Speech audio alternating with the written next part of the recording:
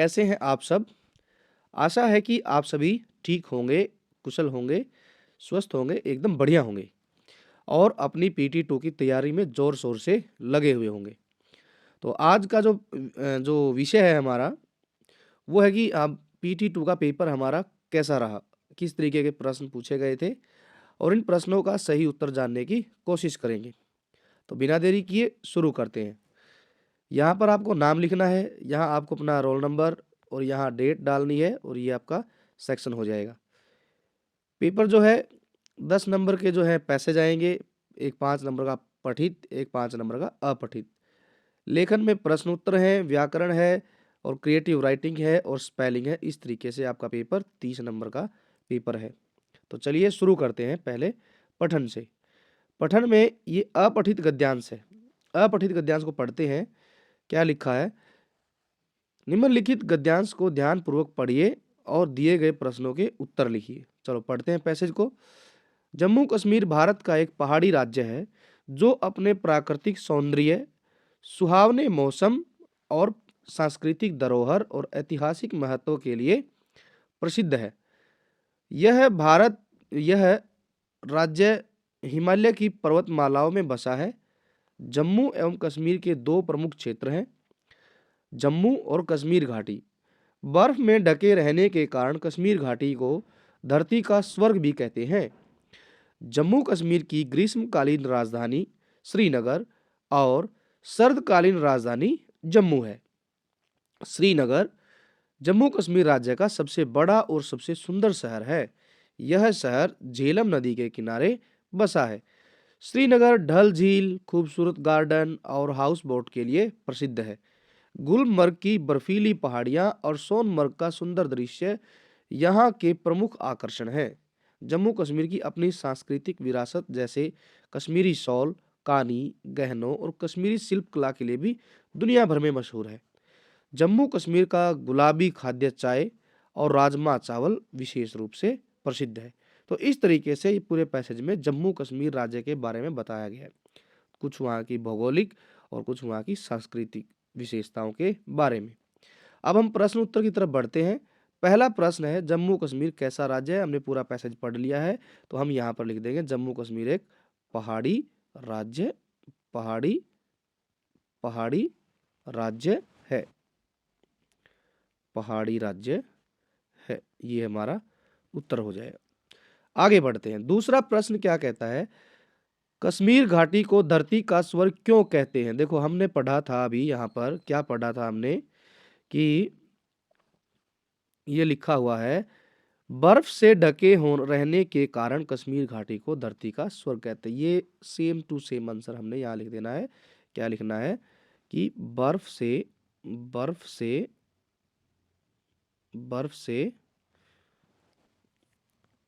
ढके रहने के कारण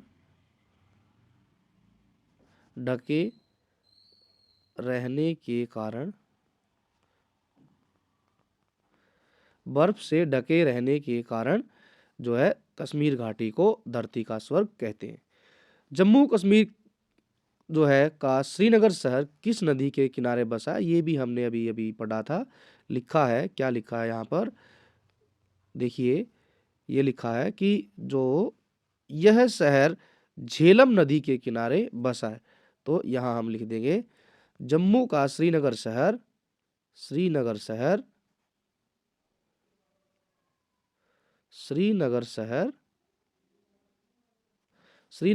कहाँ बसा है? श्रीनगर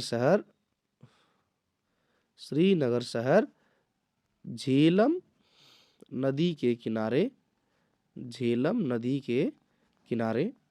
बसा है। तो ये इसका सही उत्तर हो जाएगा। श्रीनगर शहर झेलम नदी के किनारे बसा है। आगे बढ़ते हैं। जम्मू कश्मीर दुनिया भर में किसके लिए मशहूर है? किसके लिए मशहूर है देखेंगे, यहाँ लिखा है कि जम्मू कश्मीर जो है किसके लिए फेमस है। एक मिनट, क्वेश्चन दोबारा पढ़ते हैं। जम्मू कश्मीर दुनिया भर में किसके लिए मशहूर है? देखो यहाँ लिखा है कि जम्मू कश्मीर जो है अपनी सांस्कृतिक विरासत जैसे कश्मीरी शॉल, कानी, गहनों, कश्मीरी शिल्पकला के लिए दुनिया भर में फेमस है, मशहूर है। तो ये इसका सही उत्तर हो जाएगा। आगे है नदी का पर्यायवाची लिखना है। नदी का पर्यायवाची क्या होता है? नदी का पर्यायवाची जो होगा वो होगा सरिता, सरिता बोलते हैं, और एक तटीनी, तटीनी भी कहते हैं। और इसके अलावा एक शब्द और है शैलजा, शैलजा, क्योंकि शैलों से, पहाड़ों से निकलती है तो इसको शैलजा भी कहते हैं। ये था हमारा अपठित गद्यांश। अब हम बढ़ते हैं पठित गद्यांश की ओर। चलिए पढ़ते हैं क्या लिखा गया इसमें। इसमें लिखा गया है, स्वामी ने दादी से कहा, जानती हो उसे गणित में कितने नंबर मिलते हैं? सारे नंबर मिलते होंगे, है ना? दादी ने कहा, अरे नहीं, उसे 100 में से 90 मिलते हैं। चलो अच्छा है, लेकिन तुम्हें भी मेहनत करके उसकी तरह नंबर लेने चाहिए। तुम्हें पता है, तुम्हारे दादाजी कभी कभी प्रश्नों का ऐसा उत्तर लिखते थे कि परीक्षकों को भी हैरान कर देते थे।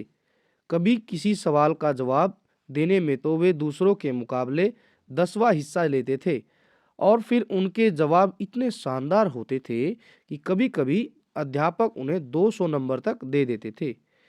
जब उन्होंने एमए किया था तो उन्हें इतना बड़ा मेडल मिला था, मैं कई सालों तक उसे गले में पहनती रही, पता नहीं मैंने कब उतारा। तो ये जो हमारा पैसेज है हमने पढ़ लिया है। हमने देखा कि क्या क्या इसके पैसेज में दिया गया है। स्वामी अपनी दादी से बातचीत कर रहा है और अपने दोस्त राजम के बारे में बता रहा है। अब पढ़ते हैं आगे। राजम को गणित विषय में कितने अंक मिले थे? तो हम लिखेंगे राजम को कितने अंक मिले हैं? राजम को यहाँ पर दिया ही गया है, गणित में राजम को गणित में कितने अंक मिले हैं? 90 अंक मिले हैं। ये रहा, 100 में से 90 अंक मिले हैं। अब है दूसरा क्वेश्चन, क्या है? परीक्षक दादाजी की किस बात से हैरान हो जाते थे? चलिए इसका उत्तर ढूंढते हैं। कहाँ दिया गया? परीक्षक किस बात से हैरान हो जाते हैं? देखो यहाँ लिखा है, दादाजी कभी कभी प्रश्नों का ऐसा उत्तर देते थे कि परीक्षकों को भी हैरान कर देते थे। तो यहाँ हमारा उत्तर हो जाएगा परीक्षक दादाजी के, यहाँ लिखेंगे हम परीक्षक दादाजी के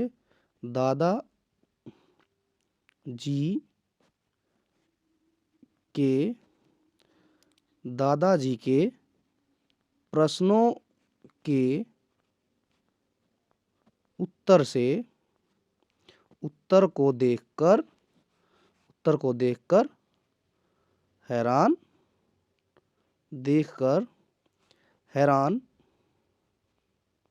क्या हो जाते हैं? हैरान हो जाते हैं। तो उत्तर जो इतने बढ़िया लिखते थे दादाजी, उसी की वजह से हैरान हो जाते थे। आगे है अगला जो क्वेश्चन है, देखेंगे अगला क्वेश्चन क्या कहता है। दादाजी को एमए की परीक्षा पास करने पर क्या मिला था? तो हमें पता है, हमने पाठ भी पढ़ रखा है। दादाजी को हम यहाँ से लिखेंगे, क्वेश्चन से ही शुरू करेंगे। दादाजी को एमए की परीक्षा पास करने के लिए, ठीक है, मेडल मिला था। क्या मिला था? मेडल। तो ये हमारा सही उत्तर हो जाएगा, मेडल मिला था। आगे बढ़ते हैं। गद्यांश में से कोई 2 संज्ञा शब्द छाट कर लिखो। तो हम यहाँ लिख सकते हैं दादाजी, दादाजी भी हो सकता है, दादी जी भी हो सकता है, गणित भी हो सकता है। आपको जो भी संज्ञा शब्द मिलते हैं, मेडल है, जो है गणित है, दादी है, राजम है, स्वामी है, ये सब नाम वाले शब्द हैं। आगे बढ़ते हैं। प्रस्तुत गद्यांश किस पाठ से लिया गया है? हमें पता है कि यह पाठ जो है स्वामी की दादी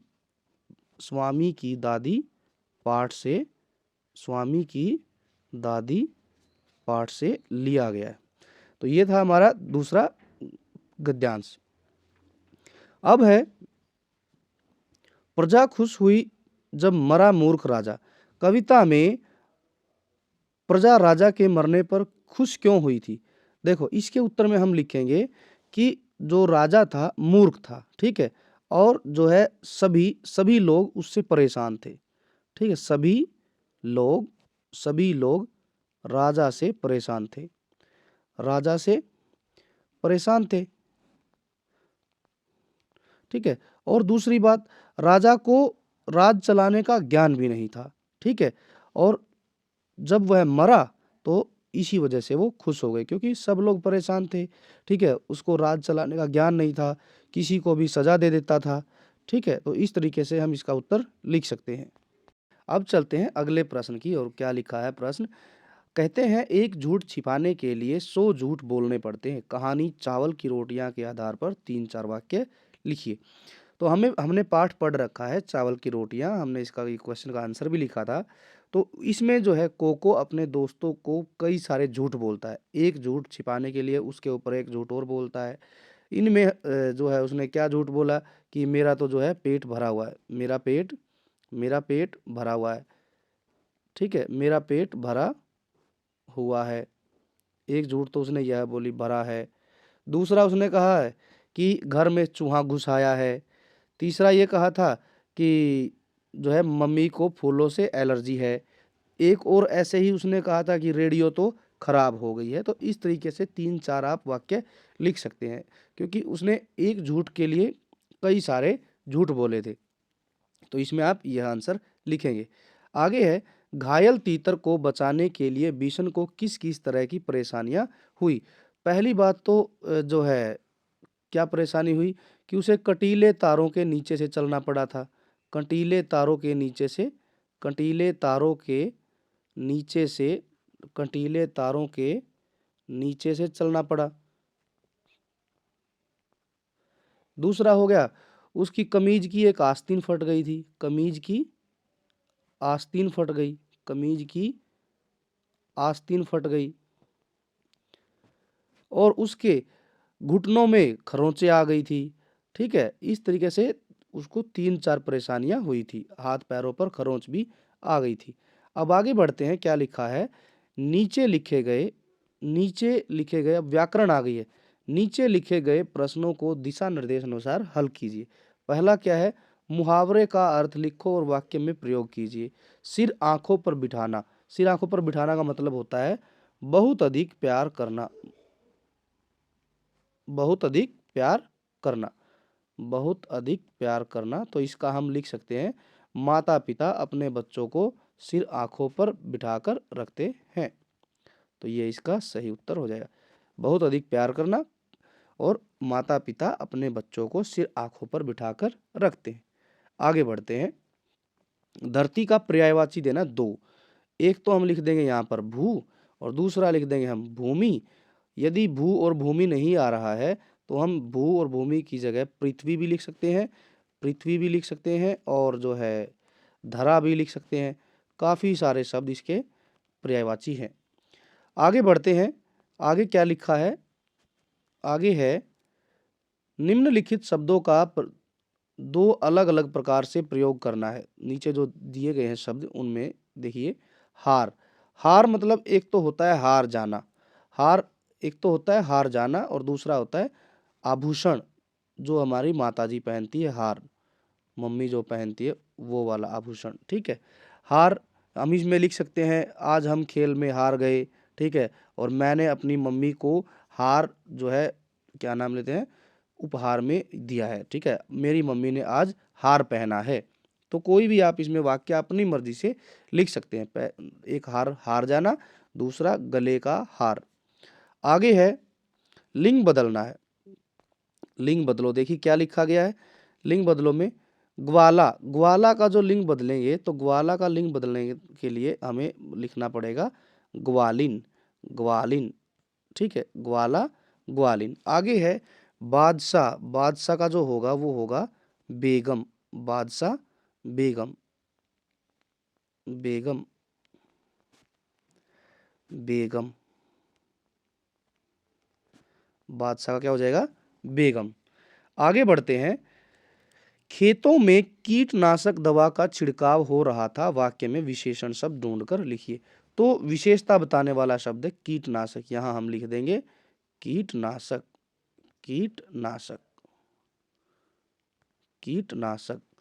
आगे है, अगला प्रश्न जो है क्रिएटिव राइटिंग से संबंधित है। बाघ और तेंदुए में क्या अंतर होते हैं? कोई 5 अंतर लिखने हैं या फिर आपने लिखना है दिए गए चित्र को ध्यान से देखकर कोई 5 वाक्य लिखिए। ये चित्र है, चित्र को देखकर आपने इसके बारे में लिखना है। तो देखिए पहला जो इसमें दिया गया है, बाघ और तेंदुए में क्या अंतर होता है। देखो, आप सभी ने बाघ और तेंदुआ कहीं ना कहीं देखा होगा, जैसे टीवी पर देखा होगा, यूट्यूब में, या फिर कोई घूमने गया होगा नेशनल पार्क वगैरह में या फिर चिड़ियाघर में, तो आपने देखा होगा। ठीक है, तो बाघ और तेंदुए में अंतर क्या क्या है, तो हम बात करेंगे। बाघ जो है वो वजन में भारी होता है, जबकि तेंदुआ वजन में हल्का होता है। पहला अंतर हो गया। दूसरा है, भारी है बाघ तो वह कम गति से भागता है, जबकि तेंदुआ जो है तेज गति से भागता है बाघ से। तीसरा जो अंतर होता है, बाघ के शरीर पर जो है धारी होती है। ठीक है, क्या होती है? धारियां होती हैं, लाइन सी होती हैं। लेकिन जो तेंदुआ होता है उसके शरीर पर धब्बे होते हैं, ब्लैक कलर के, काले रंग के धब्बे होते हैं। इसके बाद बाघ का जो मुंह जो है, मुंह अगला जो हिस्सा है मुंह, वो भारी होता है, जबकि तेंदुए का मुंह जो है हल्का होता है। इस तरीके से जो है गति की बात कर सकते हैं। सफ़ेद रंग होता है और पीला होता है, क्या नाम है, बाघ का रंग पीला और सफ़ेद होता है। जो तेंदुए का रंग होता है वह भी थोड़ा सा ब्राउन, भूरे कलर का और सफ़ेद होता है। तो इस तरीके से हम 5 आंसर लिख सकते हैं। बाकी आपको जो आते हैं आप वह लिख सकते हैं। इसमें क्रिएटिव राइटिंग में आपकी अपनी चॉइस है। आगे बढ़ते हैं। अब यहाँ पर चित्र दिया गया है। चित्र जो है मेले का चित्र है। यहाँ पर बहुत सारे जो है बच्चे, उनके माता-पिता मेले में घूमने आए हैं। झूला लगा हुआ है यहाँ पर। इस तरीके से कुछ बच्चे यहाँ पर आइसक्रीम खा रहे हैं। ये अपने माता-पिता के साथ घूम रहे हैं। कुछ बच्चे बस में बैठे हैं। बस में घूमने वाली जो बस है उसमें बैठ के मौज-मस्ती कर रहे हैं। ये हमारा क्रिएटिव राइटिंग आप यहाँ पर लिखेंगे। आगे बढ़ते हैं। अब है वर्तनी। वर्तनी भी कितने अंक की है? 5 अंक की। बड़ी ही आसान है। पहला क्वेश्चन है, सही वर्तनी पर गोला लगाना है। शीहासन, सिंहासन और सिंहासन।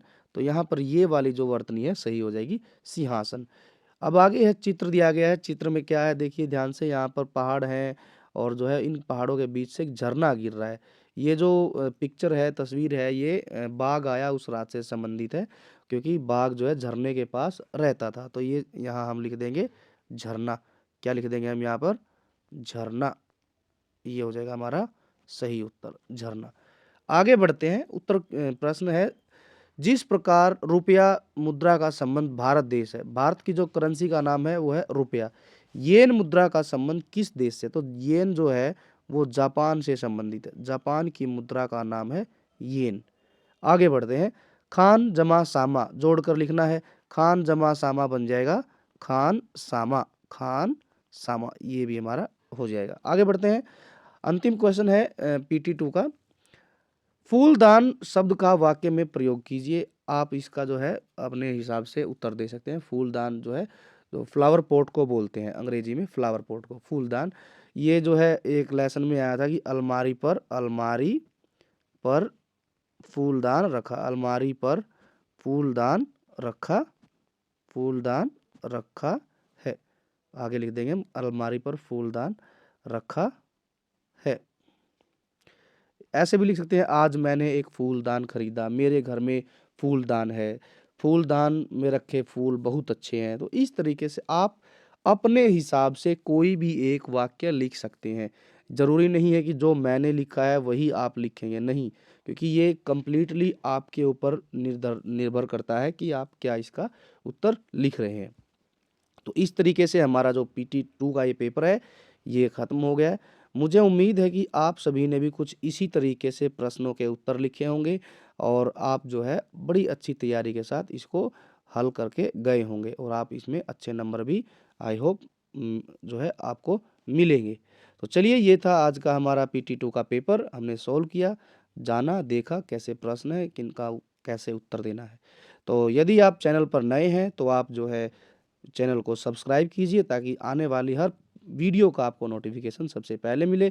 और यदि आपने सब्सक्राइब कर लिया है तो आप जो है इस वीडियो को लाइक करें, अपने दोस्तों के साथ शेयर करें और जो है कमेंट करना भी ना भूलें। मिलेंगे अगली किसी वीडियो में, तब तक के लिए धन्यवाद।